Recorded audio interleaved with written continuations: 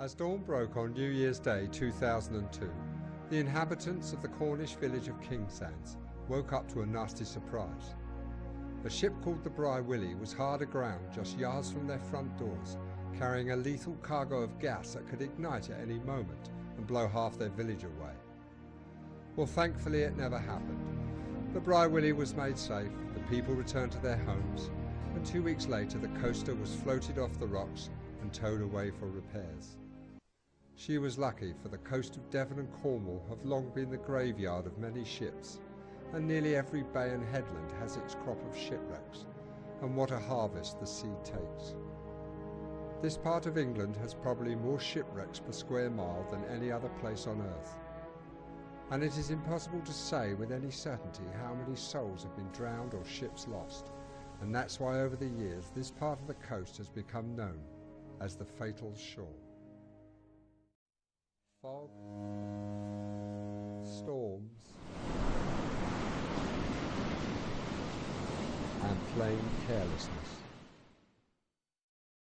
This section of coast between Bolt Head and Salcombe has been killing ships and drowning crews for hundreds of years, and the graveyards are full of their tombstones. But the most famous casualty of all was the Herzocin Cecilie, which ran aground in Starhole Bay in 1936. She had the lot: fog, storm, and plain carelessness. Thousands came to mourn her passing and to witness the end of an era.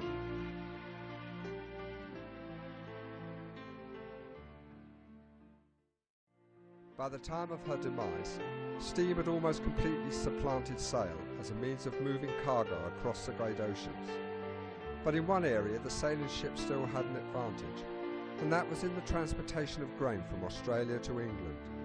Ships like the Herzocin Cecilie and her great rival the Pommern could carry nearly 5,000 tons of grain, much more cheaply than steamships, and could get it to England in less than 90 days. The sailing ships used to compete fiercely to be the first home with their cargo, and so the great Australian grain race was born. These huge ships, with their towering banks of sail, hurtled across the vast ocean in gale-force winds and mountainous seas, and soon caught the public's imagination all over the world.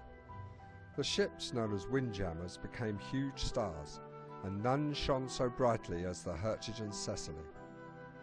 The public nicknamed her the Duchess, after the Duchess Cecilie von Prussen, a niece of the Kaiser, for whom the ship was named. Her fame reached new heights when she won 8 grain races in a row. People clamoured to pay for a passage on board her, and everywhere she went she drew the crowds. Her story starts in Bremerhaven, where she was built by Rickmers in 1902 as a cadet ship for the North German Lloyd Line. She was a 4-masted steel bark, 314 feet long, with a gross tonnage of 3,242 tons. When the Great War started, the Herzocin Cecilie was interned in Chile for the duration, but afterwards she was allocated to France by the War Reparations Board, and eventually she passed into Finnish ownership in 1921, being bought by Gustav Ericsson, who owned one of the largest sailing fleets in the world. Ericsson appointed Ruben de Clue as captain. He was a highly competent seaman with a steady character and an independence of mind. Under his guidance, the Duchess prospered, becoming both profitable and famous. It was a partnership that Gustav Ericsson never wanted to end, but in 1929 de Clue wanted to retire, and he recommended his first mate, Sven Ericsson, to take over in his place. Sven was a distant relative of Gustav, and he was not very keen at first, as Sven's experience was quite limited. It would be a bold decision to appoint such an inexperienced master to the command of the most famous sailing ship afloat, but family ties were strong, and in the end Sven got the job. In 1936, the Duchess started what was to be her last voyage.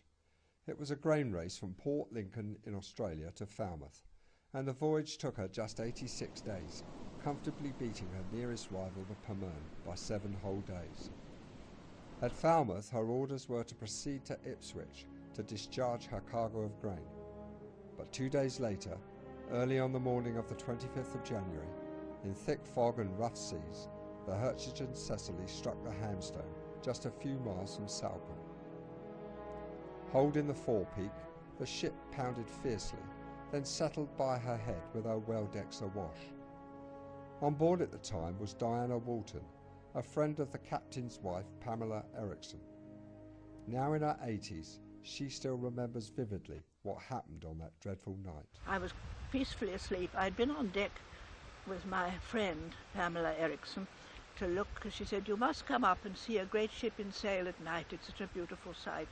And she took me on deck, and it was all quiet, and it was wonderful, with no engine, just the beautiful sails against the sky, dark sky. And then we went down and went to bed, and I was fast asleep. And my friend woke me up and said, "We've hit something, get up quick."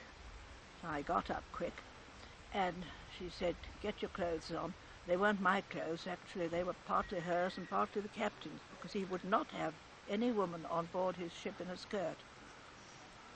All women had to wear trousers. He said it was only fair on the Finnish boys. When dawn broke, hundreds turned up to view the wreck and considerably hampered the rescue operations. The Salcombe lifeboat took off 22 of the crew, leaving just the captain, his wife and 6 crew members to be taken off by Breach's boy. Diana recalls what happened when the rescue started. Big swell, which of course was breaking on the rocks and driving the ship up, gradually up on the shaling rocks towards the cliffs. And very quickly Coast Guards appeared on the cliffs and they fixed up a Breach's buoy. That's what Sven thought I might have to get ashore on, but I didn't, fortunately. Salcombe lifeboat was much more comfortable. And what sort of time was this? Was this early hours of the morning? Or? Yes, it was done about 5 o'clock, I think. For 7 weeks, the Herzocin Cecilie lay stranded on the Hamstone, while her 4,500 tons of grain rotted and fermented. Eventually, the grain became so swollen that it started to crack the decks, and this seemed to galvanise the salvage attempts. By the 7th of June, enough of her rotting cargo had been removed to allow the installation of powerful pumps. And finally, on the 19th of June, the Herzocin Cecilie floated clear of the Hamstone. The local council still would not let her be towed into Salcombe, fearing all manner of disease. So in the end, the Duchess was beached in Starhole Bay, just at the entrance to the harbour. Unfortunately, what appeared to be a safe sandy bottom concealed rocks, and in the July gale she broke her back and her mast soon tumbled down into the sea. It was the beginning of the end. Ironically, if the Salcombe authorities had allowed her into the harbour, she would have been saved and loaded and on her way long before the gales came. As it was, the thing that the council feared most happened. The grain washed out of the wreck and fetched up on all the beaches. However, it didn't cause any pollution, because the seagulls ate most of it and the rest just got washed away. So much for the experts. In the following months, all the fittings were stripped from the wreck, including the captain's cabin and his dining room, and of course a beautifully carved figurehead. All these went back to Finland, to the museum in Marienheim, the Herzocin Cecilie's home port.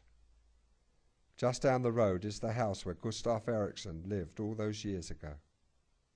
He never forgave Sven for the loss of his flagship, so Sven and his wife forsook the sea and went farming in South Africa, where he died in 1954.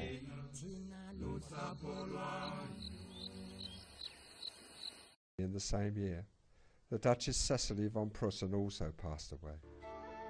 So now only the memory of that great ship lingers on, half buried in the sand, with only the fish for company, and the sea covering her like a shroud.